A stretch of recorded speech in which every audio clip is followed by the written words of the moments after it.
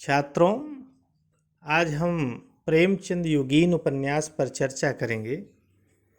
मुंशी प्रेमचंद को उपन्यास सम्राट, कलम का सिपाही, कलम का जादूगर और इसी प्रकार के अनेक नामों से पुकारा जाता है, जो कि सर्वथा उचित है। लाखों करोड़ों पाठकों के दिलों पर राज करने वाले महान कथा साहित्यकार मुंशी प्रेमचंद आज हमारे बीच में नहीं हैं, मगर अपने कथा साहित्य में पात्रों के बीच आज भी बोलते नजर आते हैं। चाहे गोदान का होरी हो, चाहे रंगभूमि का सूरदास हो, चाहे सेवा सदन की सुमन हो, प्रेमचंद समाज को एक संदेश देते नजर आते हैं। ऐसे प्रेमचंद का जन्म 31 जुलाई 1880 को बनारस शहर से 4 मील दूर लमही नामक एक गांव में हुआ था। इनके पिता मुंशी अजैबलाल एक डाक मुंशी थे। प्रेमचंद का वास्तविक नाम बच्चों जानिए कि धनपत था। सबसे पहले इन्होंने उर्दू में नवाब राय के नाम से लिखना शुरू किया और 1910 में उनकी पुस्तक सोजे वतन ब्रिटिश सरकार द्वारा जब्त करके जला दी गई। उनकी लेखनी झुकी नहीं और तब उन्होंने प्रेमचंद के उपनाम से लिखना शुरू कर दिया। प्रेमचंद उपन्यास साहित्य के पूरक कहे जा सकने वाले, उपन्यास साहित्य के सम्राट कहे जाने वाले, वस्तुतः हिंदी के प्रथम मौलिक साहित्यकार और युग प्रवर्तक कहे जाते हैं। इनके उपन्यासों में आम जनता को वाणी मिली है। प्रेमचंद के उपन्यासों का उद्देश्य जानिए कि मात्र मनोरंजन ही नहीं, अपितु जीवन सत्य के वास्तविक मर्मों का उद्घाटन उनका प्रधान लक्ष्य था। और इनके उपन्यासों का लक्ष्य समाज सुधार रहा। चारों ओर फैले हुए जीवन और अनेक सामयिक समस्याओं जैसे पराधीनता, जमींदारों का अत्याचार, पूंजीपतियों और सरकारी कर्मचारियों द्वारा किसानों का शोषण, निर्धनता, अशिक्षा, अंधविश्वास, विधवा समस्या, सांप्रदायिक वैमनस्य, अस्पृश्यता आदि की जटिल समस्याओं ने प्रेमचंद के लेखकत्व को उपन्यास सृजन के लिए प्रेरित किया। आचार्य हजारी प्रसाद द्विवेदी प्रेमचंद और उनके उपन्यासों के बारे में लिखते हैं कि प्रेमचंद शताब्दियों से पददलित, अपमानित और उपेक्षित कृषकों की आवाज़ थे। पर्दे में कैद, पद पद पर लांछित और असहाय नारी जात की महिमा के जबरदस्त वकील थे। गरीबों और बेकारों के महत्व के प्रचारक थे। और आगे क्या कहते हैं, अगर आप उत्तर भारत की समस्त जनता के आचार विचार, भाषा भाव, रहन सहन, आशा आकांक्षा, दुख सुख और सूझबूझ जानना चाहते हैं तो प्रेमचंद से उत्तम परिचायक आपको नहीं मिल सकता। झोपड़ियों से लेकर महलों, खोमचे वाले से लेकर बैंकों, गांव से लेकर धारा सभाओं तक आपको इतने कौशल पूर्वक और प्रामाणिक भाव से कोई नहीं ले जा सकता। अब हम प्रेमचंद के उपन्यासों पर चर्चा करेंगे। तो प्रेमचंद का प्रथम और प्रौढ़ हिंदी उपन्यास सेवा सदन यह 1918 में लिखा गया और अपितु हिंदी उपन्यास साहित्य की यह महत्वपूर्ण उपलब्धि थी। और 1936 में गोदान के प्रकाशन के कुछ महीने बाद उनका निधन हो गया। तो इसके पूर्व प्रेमचंद ने उर्दू में भी उपन्यास लिखा, जैसा कि उन्होंने हम खुरमा व हम शबाब का अनुवाद किया प्रेमा अर्थात 2 सखियों का विवाह नाम से। इसके बाद उन्होंने असरारे महाविद उर्फ देवस्थान रहस्य, किसना, रूठी रानी, जलवे इसार का उन्होंने वरदान के नाम से किया। इसी प्रकार से उन्होंने सेवा सदन का भी उन्होंने पहले बाजारे हुस्न इसका नाम था। फिर रंगभूमि उपन्यास का उन्होंने चौगाने हस्ती। इसी प्रकार से लगभग प्रेमचंद ने उर्दू में भी कई उपन्यास लिखे, जिसका बाद में रूपांतरण हिंदी में हुआ। हिंदी में उनका सर्वप्रथम उपन्यास आया प्रकाशित कायाकल्प 1926 में। तो अब हम प्रेमचंद के उपन्यास पर थोड़ा सा तथ्यात्मक रूप से चर्चा कर दें तो इनका वरदान 1902 में जो उपन्यास आया, तो वरदान उपन्यास में प्रेम और विवाह की समस्या का चित्रण हुआ है। ब्रजरानी और प्रताप बचपन से ही साथ रहते हैं तथा दोनों के विवाह की चर्चा शुरू होने लगती है, किंतु ब्रजरानी का विवाह डिप्टी पुत्र कमलाचरण से हो जाता है। कमलाचरण का स्वभाव स्वच्छंद प्रवृत्ति का है, इस कारण उसका दाम्पत्य जीवन असफल रहता है। अचानक कमलाचरण का देहांत होता है और सभी पात्र देश सेवा में लग जाते हैं। तो ये वरदान उपन्यास की कथा है। इसके बाद इनका 1906 में प्रतिज्ञा उपन्यास आया। तो इस उपन्यास में विधवा विवाह की समस्या है। यह एक तरह से आदर्शोन्मुखी उपन्यास है। इसमें इसके जो प्रमुख पात्र हैं दीनानाथ, अमृत राय, वकील और प्रेमा भी है। इसके बाद जो इनका प्रसिद्ध जो इनकी पहचान एक नई बनती है सेवा सदन उपन्यास से। यह उपन्यास वैश्य समस्या से और विवाह की संबंधी समस्या, दहेज प्रथा आदि की समस्याओं पर ये आधारित है। और देखिए इस उपन्यास की जो नायिका है उसका नाम है सुमन। सुमन ये कोई भी आप सोचिए कि इस उपन्यास में उन्होंने यही दिखाने का प्रयास किया है कि कोई भी नारी वैश्या बनने के लिए क्यों विवश होती है, ये प्रश्न खड़ा होता है। और वैश्या जीवन वह क्यों नहीं छोड़ पाती, इन सवालों का जवाब सेवा सदन में प्रेमचंद जी देते हैं। इसके बाद प्रेमाश्रम उपन्यास इनका 1922 में आता है।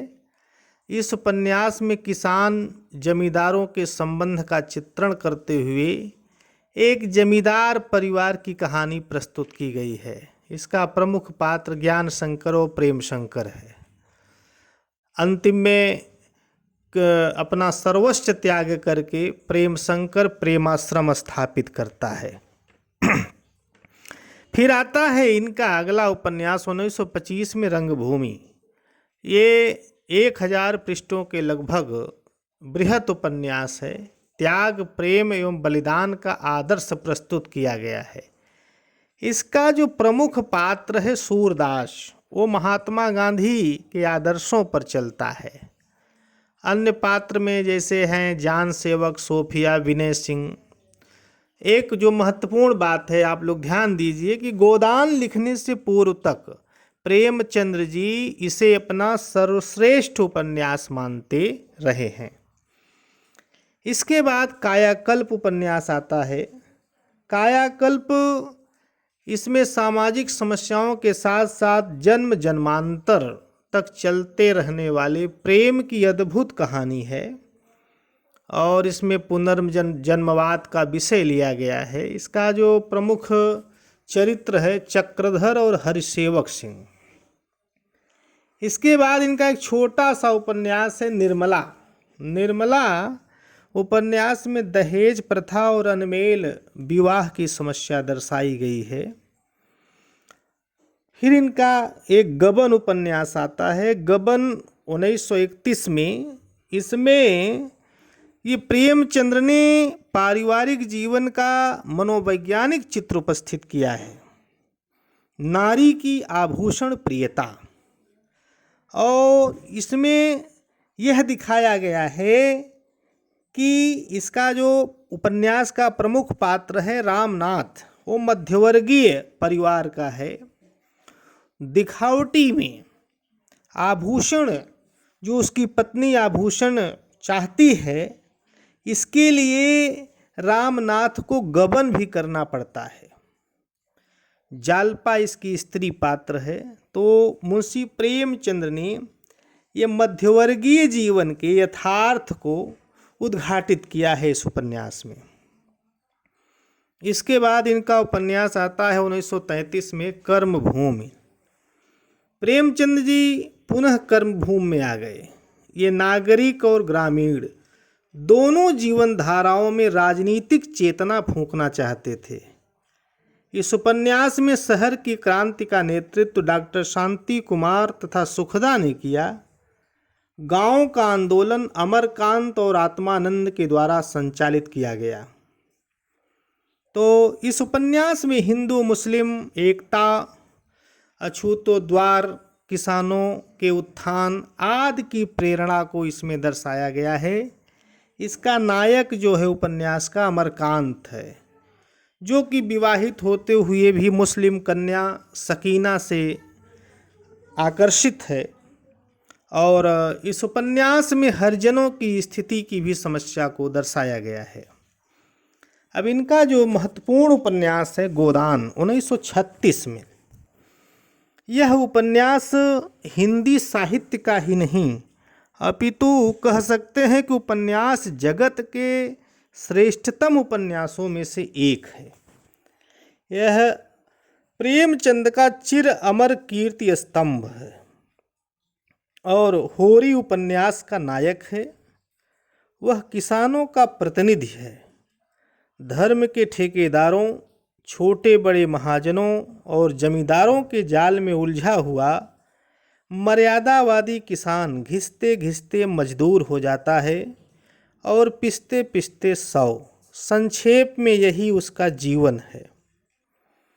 तो मुंशी प्रेमचंद ने बहुत ही बारीकी से, बहुत ही यथार्थपूर्वक इस उपन्यास में समस्याएं उठाई हैं। और इसमें जो होरी का पुत्र गोबर होता है, गोवर्धन जिसका नाम है, वो भारतीय मजदूरों का प्रतिनिधित्व करता है। गोदान में जो शोषित वर्ग के जीवन की समस्याओं का चित्रण प्रेमचंद्र ने बहुत ही बारीकी से किया है। जैसे जमींदार, महाजन, पटवारी, पुजारी, पुरोहित, पुलिस वाले किसानों के पसीने की कमाई को किस प्रकार हड़पते हैं, यह होरी की जीवन गाथा से परिलक्षित होता है। और गोदान की नायिका धनिया, ये भारतीय ग्राम्य महिला की प्रतिनिधि पात्र है। इस तरीके से प्रेमचंद की जो अंतिम कृति आती है वह मंगल सूत्र। यह अधूरी कृति है और संभवतः इसमें प्रेमचंद्र जी अपनी जीवन गाथा प्रस्तुत कर रहे थे। और इस उपन्यास का जो नायक है देव कुमार, एक लेखक है और साहित्य सेवा में सब कुछ खोकर दरिद्र हो चुका है। बड़ा लड़का संत कुमार वकील है, उसकी अलग दुनिया है। छोटा लड़का साधु कुमार पिता के आदर्शों पर चलने की कोशिश करता है और फिर भी समस्याएं उसको घिरे रहती हैं। इस तरीके से कहा जाए कि प्रेमचंद के साथ साथ इनके युगीन अन्य उपन्यासकारों ने भी इनकी परंपरा का निर्वाह किया, जिसमें जयशंकर प्रसाद, विशंभर नाथ शर्मा कौशिक, चतुर्सेन शास्त्री, वृंदावन लाल वर्मा, जैनेन्द्र कुमार, प्रताप नारायण श्रीवास्तव, इलाचंद जोशी, भगवती प्रसाद वाजपेयी, जेपी श्रीवास्तव, सुदर्शन, निराला आदि का नाम मुख्यतः लिया जाता है। इस युग में प्रेमचंद की परंपरा को निभाते हुए उनके समकालीन उपन्यासकारों ने सामाजिक यथार्थवादी उपन्यास लिखे। समाज में नारी की स्थिति को चित्रित करने वाले उपन्यास भी इस काल में रचे गए और इस काल में लिखे गए दूसरे प्रकार के उपन्यास चरित्र प्रधान उपन्यासों की श्रेणी में आते हैं। तीसरी श्रेणी साम्यवादी दृष्टिकोण को प्रधानता देने वालों की है और चौथी श्रेणी ऐतिहासिक उपन्यासों की आती है। तो हम प्रथम वर्ग के अंतर्गत आते हैं, जिसमें जयशंकर प्रसाद, विशंभर नाथ शर्मा कौशिक, पांडे बेचन शर्मा उग्र, चतुरसेन शास्त्री, उपेंद्र नाथ अश्क ये इत्यादि उपन्यासकार हैं। तो जयशंकर प्रसाद के विषय में आप जानते हैं, मूलतः कवि थे, फिर भी उन्होंने कंकाल, तितली और इरावती जैसे उपन्यासों की रचना की।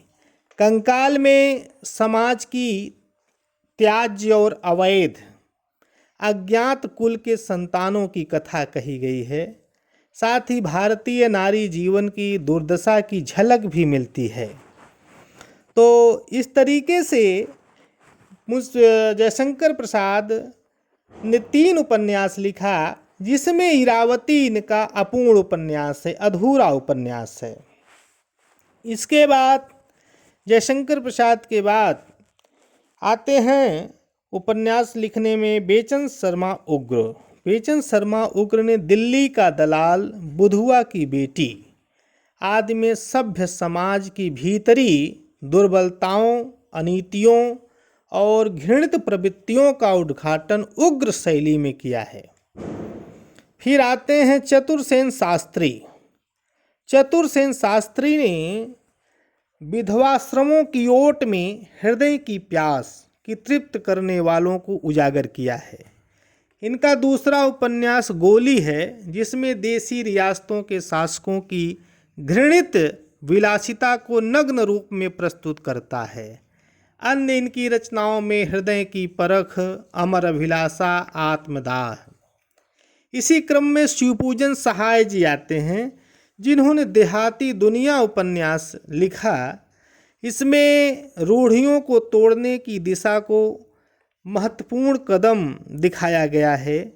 उसके बाद प्रताप नारायण श्रीवास्तव जी एक आदर्शवादी उपन्यासकार हैं। उन्होंने विदा और विजय उपन्यास लिखा।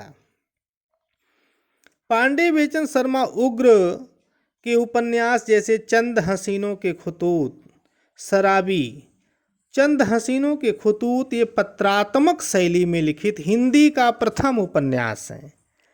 इसी क्रम में प्रेमचंद युग में ही भगवती चरण वर्मा ने 3 वर्ष, आखिरी दांव, टेढ़े मेढ़े रास्ते उपन्यास लिखे, जिनमें सामाजिक एवं राजनीतिक परिस्थितियों को दृष्टिगत रखते हुए भी मनोविश्लेषण को महत्ता दी।